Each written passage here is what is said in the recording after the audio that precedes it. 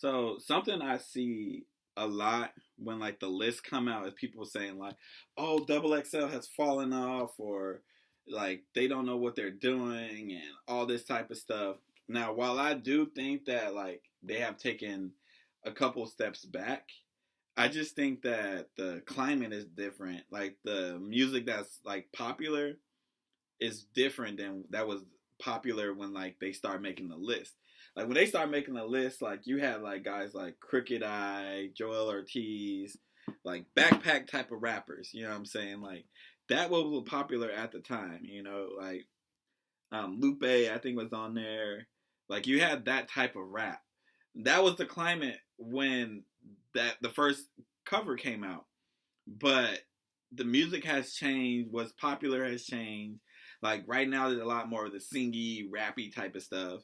Back then, there wasn't all that. So I don't know. I would say it has fallen off a little bit, but the climate has changed. Like you know what I'm saying? Like um, there artists like have declined and stuff like that now. Like we have the internet. The internet's more popping now. Like there's certain things that like have changed that is a reason, I guess, for some it falling off a little bit. Like people don't even print magazines like that anymore.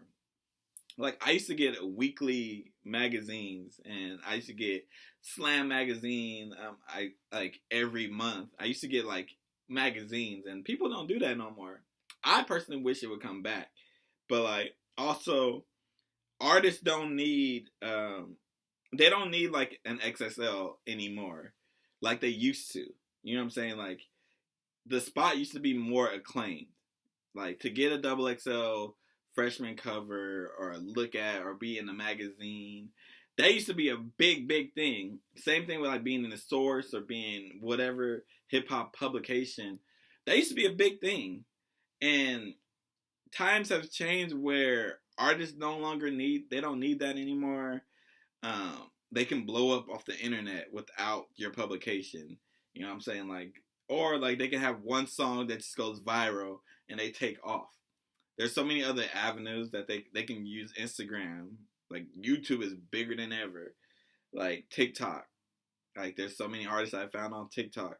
Like they don't really need an XSL the same way they used to. It's more like XXL needs these artists. Like the roles have reversed. I'm not saying that's a great thing or a bad thing. I'm just saying what it is. Like they don't need it no more. But I don't think XXL has fallen off completely. I think one, we're getting older.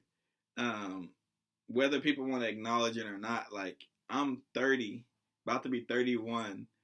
I'm not the target anymore. I'm not the target anymore for double XL. I'm just not. And back then, I was the target.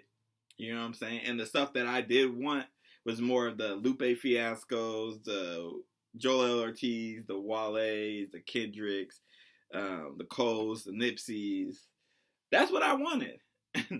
um, but like these younger kids, like they want stuff like Young Boy and stuff like that. Like the wants is different. You know what I'm saying? So like I'm not the target. I'm aware that I'm not the target. So I don't think they've fallen off completely. I think they've fallen off, which I think every magazine list, every hip hop publication that like even like a website like Hip Hop DX, I think they have all fallen off a little bit to an extent, but that's just with the nature of the game. Like with the internet and everything is changing so fast, because artists no longer need certain publications.